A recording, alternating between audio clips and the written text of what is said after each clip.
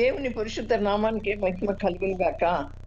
మన ప్రభును ప్రియరక్షకుడును అయిన యేసు ప్రభు యొక్క నామంలో దేవుని సన్నిధికి కూడి వచ్చిన మీ అందరికీ కూడా పేరు పేరు వరుసన నా వందనాలు చెల్లిస్తున్నా. అయితే నా ప్రియమైనటువంటి వాళ్ళరా, మరి కీర్తన 51 కీర్తన 17 వచనంలో విరిగిన మనస్సు దేవునికి ఇష్టమైన బలులు. మరి దేవ, విరిగి నలిగిన హృదయం నువ్వు అలక్ష్యము చేయవు అంటుంది దేవుని యొక్క వాక్యం. విరిగిన మనస్సు దేవునికి ఇష్టమైనటువంటి బలి. దేవ, విరిగి నలిగిన హృదయాన్ని నువ్వు అలక్ష్యం చేయవు. మనం విరిగి నలిగిన హృదయాన్ని కలిగి ఉండాలని దేవుడు కోరుకుంటున్నాడు. ఎందుకు కోరుకుంటున్నాడు అంటే, మన హృదయంలో ఏమున్నదో మరొకరికి తెలియదు కదా, మరొకరు ఎరగకపోవచ్చు కదా. ఒక యాపిల్ పండు తీసుకుంటే అది మనం చూడటానికి చాలా ఆకర్షణీయంగా మంచి రంగులో మెరిసిపోతూ ఉంటుంది. అయితే దాన్ని ముక్కలు ముక్కలుగా కోసినప్పుడు అది విడిపోయి ఒక విధమైనటువంటి పురుగులు దాన్ని ఉండటం మనం చూస్తే మనకు ఆశ్చర్యం కలుగుతుంది. ఆ యాపిల్ పండు పైకి ఎంత చక్కగా బంగారు వన్నెలో మెరిసిపోతా కనపడిందో, దాన్ని ముక్కలుగా కోసినప్పుడు దాని లోపల ఉన్నటువంటి పురుగులు ఎలా కనపడ్డాయో, అదేవిధంగా మన హృదయం విరిగితే తప్ప మన హృదయంలో ఏమున్నదో ఎప్పుడు ఎన్నడూ కూడా తెలుసుకోలేం. కానీ మన హృదయంలో ఉన్నటువంటి సమస్తము దేవునికి తెలుసు. అందుకే అంటారు కదా, మనుషులు పైవేషాన్ని చూస్తారు, దేవుడు హృదయాంతరంగాలను చూచేటువంటి వాడు అని దేవుని యొక్క లేఖనం సెలవిస్తూ ఉంది కదా. అయితే నా ప్రియమైనటువంటి వాళ్ళరా, ఇశ్రాయేలీలు వారి హృదయాల్లో ఏముందో తెలుసుకునేటట్లుగానే దేవుడు 40 సంవత్సరాలు దీర్ఘకాలం అరణ్యంలో వారిని నడిపించాడు. ద్వితీయోపదేశకాండం 8వ అధ్యాయం 2వ వచనంలో, నీవు ఆయన ఆజ్ఞలను గైకొందువో లేదో అని నిన్ను శోధించి నీ హృదయంలో ఉన్నది తెలుసుకోవటానికి నిన్ను అణుచు నిమిత్తము అరణ్యంలో నిన్ను నడిపించిన మార్గంలో అన్నిట్లో నేను జ్ఞాపకం చేసుకుంటాను అంటున్నాడు. చూడండి, మళ్ళా అక్కడ ఇశ్రాయేలును అణిచే నిమిత్తమే ఆయన వారి హృదయంలో ఏముందో తెలుసుకోవటం కోసమే 40 సంవత్సరాలు అంటే దీర్ఘకాలం అరణ్యంలో వారిని నడిపించాడు. నా యొక్క మరి ఆజ్ఞలను గాయకుంటున్నావో లేదో అని ఇశ్రాయేలును శోధించి వారి హృదయాన్ని తెలుసుకున్నట్లుగా వారిని అణుచు నిమిత్తము అరణ్యంలో నడిపించి మార్గం అంతట్లో ఆయన జ్ఞాపకం చేసుకున్నాడు. అలాగే మనలను కూడా ఆయన ఆజ్ఞలను మనం గైకుంటున్నామో లేదో అని శోధించి మన హృదయంలో ఉన్నది తెలుసుకోవటానికి మనల్ని అణుచు నిమిత్తం మనల్ని కూడా అరణ్యంలో నడిపిస్తూ వస్తున్నాడు. అరణ్యం అంటే, ఆ అరణ్యంలో మనకి ఏమేమి ఉంటాయో మనకు తెలుసు కదా, శోధనలు, శ్రమలు. అది అరణ్యంలో ఏమి దొరకవు కదా. విచారకరమైనటువంటి విషయం ఏంటి అంటే, ఇశ్రాయేలీలు వారి హృదయాల్లో ఏముందో తెలుసుకోకపోవటం వలన వారు శోధనలో పడిపోయారు. కాబట్టే వారిలో అనేకులు ఏమయ్యారు, అరణ్యమందు నశించిపోయారు. మన మార్గం అంతట్లో దేవుని వెంబడించాలి అంటే మన హృదయంలో ఏముందో మనం తప్పక ఎరిగి ఉండాలి. అందు నిమిత్తమే దేవుడు అంటున్నాడు, మనకొక విరిగి నలిగినటువంటి హృదయం అత్యవసరమై ఉన్నది అంటున్నాడు దేవుడు. నా ప్రియమైనటువంటి వాళ్ళరా, మన హృదయం అంటే మనం నడిచేటువంటి మార్గాల్లో అన్నిట్లో కూడా మనం దేవుణ్ణి వెంబడించాలి అంటే మన హృదయంలో ఏమున్నదో తప్పక మనం ఎరిగి ఉండాలి. మన హృదయంలో ఏముందో తప్పక ఎరిగి ఉండాలి అంటే, దేవుడు మనకొక విరిగి నలిగిన హృదయం అత్యవసరమై ఉన్నది అని చెప్తూ వస్తున్నారు. ఎప్పుడైతే మనలోకి విరిగి నలిగిన హృదయం వస్తుందో, అప్పుడు మన హృదయంలో ఉన్నటువంటి దాన్నన్నిటి కోసం మనం పశ్చాత్తాపపడతాం. లేకపోతే పశ్చాత్తాపం రాదు. విరిగి నలిగినటువంటి హృదయం లేకపోతే. చూడండి, అలాగే ఇశ్రాయేలీయులతో మాట్లాడిన దేవుడు ఇంకొక మాట కూడా, ఇంకొక వాక్యం కూడా జ్ఞాపకం చేస్తున్నారు. లూకాసు వార్త 22:33లో అది పేతురు అంటాడు, నేను నీతో కూడా చెరలోకి మరణం వద్దకు రావటానికి సిద్ధంగా ఉన్నాను అని చెప్తాడు. అయితే చూడండి, పేతురు ఒకానొక సమయంలో దేవుని ఎరగనని బొంకుతాడు. ఆ దేవుణ్ణి ఎరగనని అబద్ధం చెప్పేటువంటిది అతని హృదయంలో ఉన్నది. అతని హృదయంలో ఏమున్నదో అతనికే తెలియలా.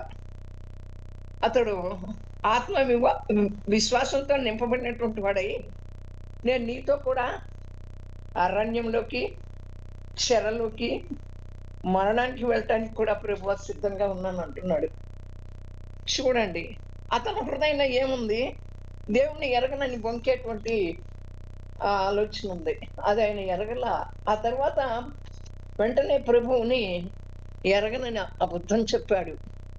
మన హృదయంలో కూడా ఏముందో తెలుసుకోవటానికి మనం వెతకపోతే పేతురు వల్లే మనం కూడా శోధనలో పడిపోతాం.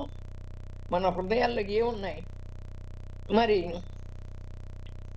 మార్కు సువార్త 7వ అధ్యాయంలో లోపల నుంచి బయటికి వచ్చేయే మనుష్యుని అపవిత్రపరుస్తాయి, కానీ బయట నుంచి లోపలికి వెళ్ళే ఈ మనుష్యులను అపవిత్రపరచవు అంటుంది దేవుని యొక్క వాక్యం.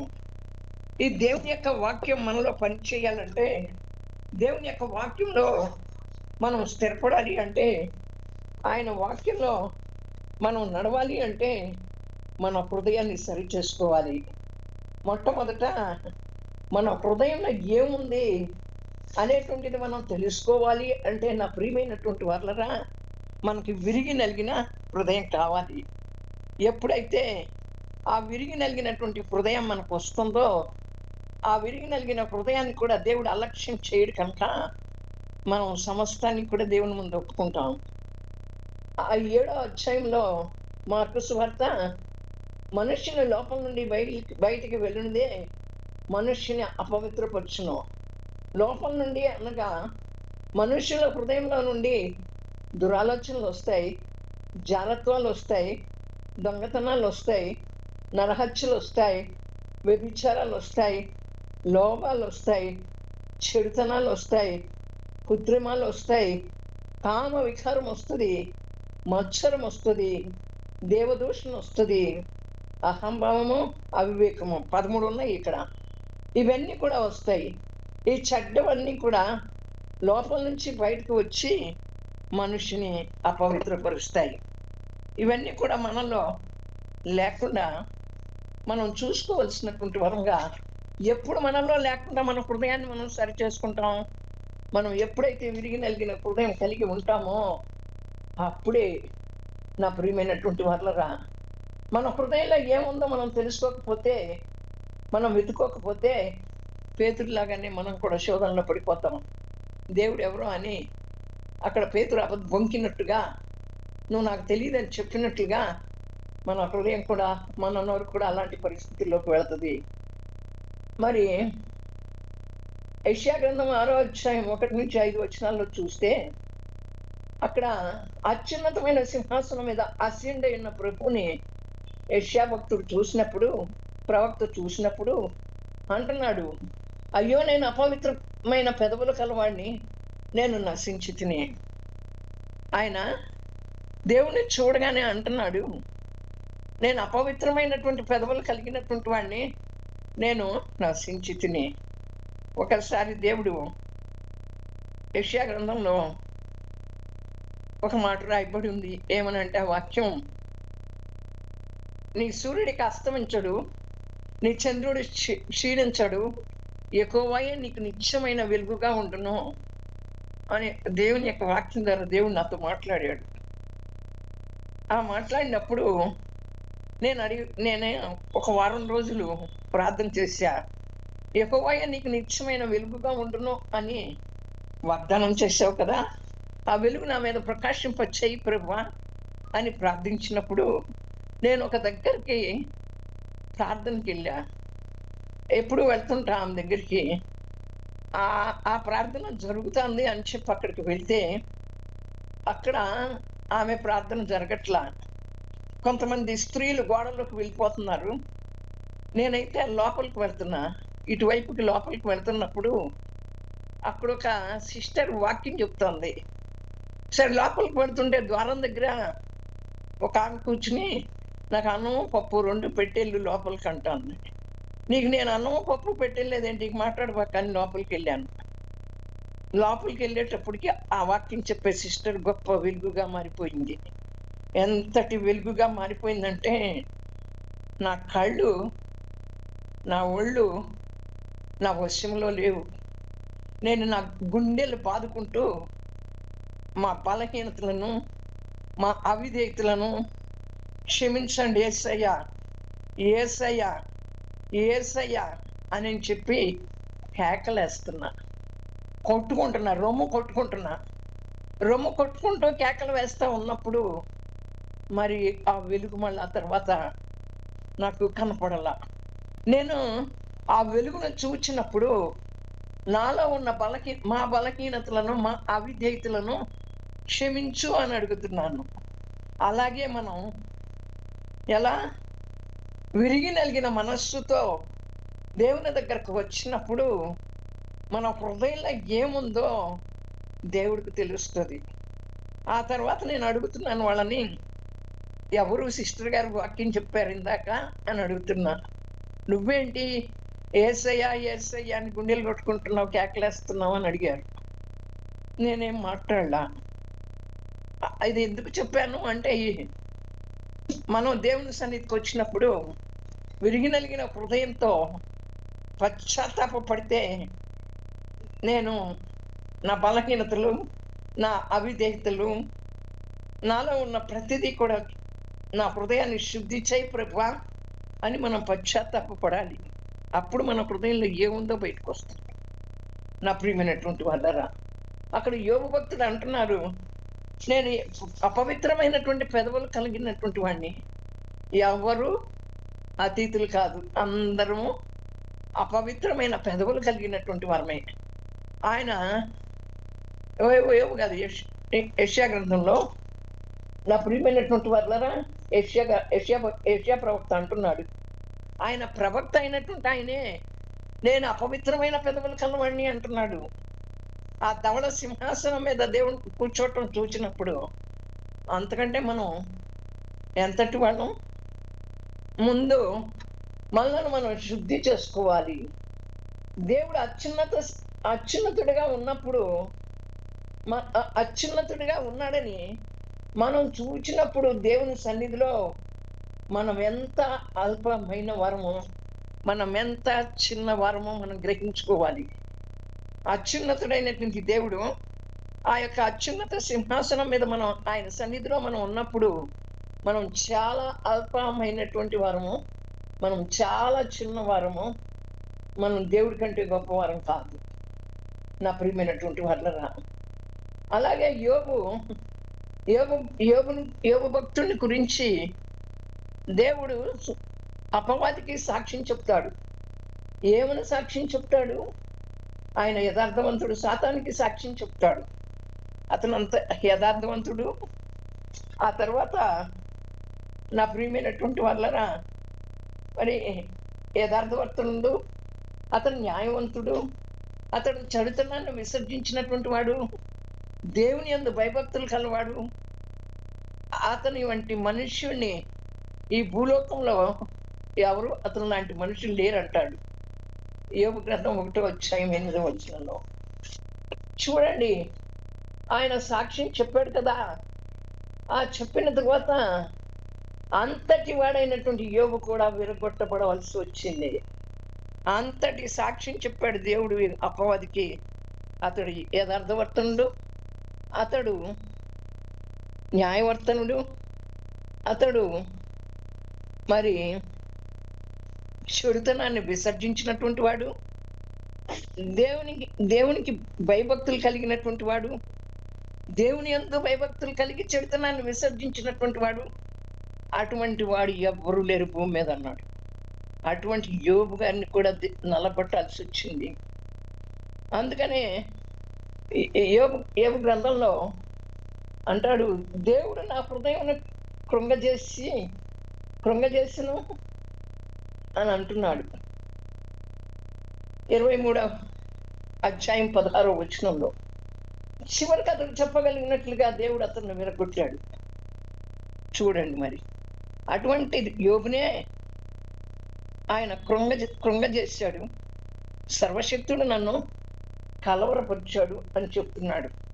మనం ఎంత మాత్రం పడ్డానో, మనలను మనం ఎంత విరగొట్టుకోవాలి, మనలను మనం ఎంత నలగొట్టుకోవాలి. క్రీస్తులో భక్తి అంటే నలగొట్టుకోపోతే, విరగొట్టుకోపడకపోతే, మనం యథార్థంగా ప్రవర్తించకపోతే, నా ప్రియమైనటువంటి వాళ్ళరా, యోబు భక్తుడికే ఆయన నన్ను కృంగదీశాడు సర్వశక్తుడు అంటున్నాడు. మన హృదయంలో ఉన్నదంతా బయటికి రావాలి అంటే దేవుని సన్నిధిలో పశ్చాత్తాపపడి విరిగి నలిగిన హృదయంతో మనం ప్రార్థన చెయ్యాలి. మన హృదయంలో ఏముందో దేవుడికి ఒక్కడికే తెలుసు. నాకు చెప్పాను కదా, మరి ఒకసారి ఎందుకు చెప్తానంటే, నేను అది మళ్ళా మనం మర్చిపోకుండా మొదట విన్నది, అందుకని రెండోసారి దాన్ని రిపీట్ చేస్తా. అది రిపీట్ చేయవలసినటువంటి అవసరం ఉంటుంది. మన యొక్క నోట్లోని, మన యొక్క హృదయంలో నుంచి బయటికి వచ్చే మనుష్యుని అపవిత్రపరుస్తాయి. నా హృదయంలో అపవిత్రమైనటువంటివి ఏమేమి ఉన్నాయో ప్రభువా, వీటన్నిటినీ కూడా నాకు తీసివేయి. విరిగి నలిగిన హృదయం నీకు కావాలన్నావు కదా, నేను విరిగి నలిగిన హృదయంతో నీ సన్నిధికి వచ్చాను ప్రభువా. నిన్ను చూచినప్పుడు యెషయా ప్రవక్తే, నేను అపవిత్రమైన పెదవులు కలవాడిని అన్నాడు. మేము కూడా అపవిత్రమైన పెదవులు కలవాళ్ళమే.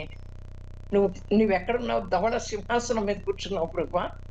మేము ఎంత చిన్నవారం, ఎందుకు పనికిరాని వారం అని దేవుని సన్నిధిలో మనం, నా ప్రియమైనటువంటి వాళ్ళరా, మరి ఒప్పుకోవలసిన వరంగా ఉంటున్నాం. ఆ వెలుగుని నేను చూసినప్పుడు నేను భరించలేకపోయా. నిజంగా చెప్తున్నా, అప్పుడు నేను చాలా శోధనలో ఉన్నా, చాలా శోధన అనుభవించా భక్తి విషయంలోనే. అప్పుడు నేను దేవుడిని అడుగుతూ ఉంటే, అప్పుడు ఆ వాక్యం ఇచ్చారు. ఇచ్చిన తర్వాత ఒక వారం రోజులు ప్రార్థన చేస్తే ఆ వెలుగు కనపడితే మోకరించి రొమ్ములు బాదుకుంటూ, మేము అపవిత్రులం ప్రభువా, మేము అపవిత్రులం, ఎందుకో పనికిరాని వారమని గుండె కొట్టుకుంటూ ప్రార్థన చేశాము. చూడండి, దేవుని సన్నిధికి వచ్చిన తర్వాత దేవుని వెలుగు మనల్ని దర్శించినప్పుడు, అత్యున్నతమ సింహాసనం మీద ఉన్న దేవుడు మనల్ని దర్శించాలి. దర్శించినప్పుడు మన హృదయంలో ఉన్న అన్నీ కూడా బయటకు వస్తాయి. కనుక మనం ఆ రీతిగా మొదట దేవుని వాక్యం చెప్పినట్లుగా 51వ కీర్తనలో చెప్పినట్లు, విరిగినరిగిన మనస్సే దేవునికి ఇష్టమైన బలులు కనుక, దేవా, మరి విరిగి నలిగినటువంటి హృదయాన్ని నీవు అలక్ష్యం చేసే దేవుడు కాదు అని చెప్పి దేవుని సన్నిధిలో మనం ప్రార్థించుకోవలసిన వరంగా ఉంటున్నాం.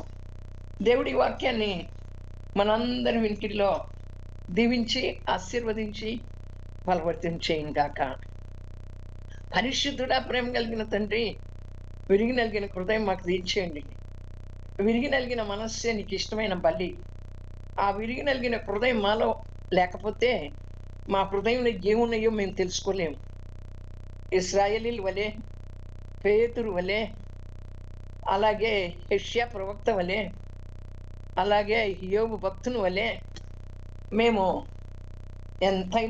ఎంత భక్తి పరులమా మేము కాం ప్రభువా. వారే నలగొట్టబడ్డారు, వారే విరగొట్టబడ్డారు. కనుక మేము కూడా నీ సన్నిధికి వచ్చినప్పుడు మేము ఎంతటి చిన్నవారమో, ఎంతటి తక్కువ వారమో, ఎంతటి అల్పులమో అనేటువంటిది మేము గమనించుకుని, ఆ రీతిగా మమ్ములను మా హృదయంలో ఉన్నది ఏం తెలుసుకోవాలి అంటే, పశ్చాత్తాపపడితే, విరిగి నలిగిన హృదయం వస్తే మా హృదయం ఏంటో మాకు అర్థమవుతుంది. అట్టి కృప మా అందరికీ దయచేయండి. ఈ వాక్యం ద్వారా మాతో మాట్లాడినందుకు ఏమిచ్చి మేము మీకు రుణం తీర్చుకోలేము. రక్షణ పాత్రను చేత పట్టుకుని కృతజ్ఞతాస్తుతులు చెల్లించుచున్నాను ప్రభు.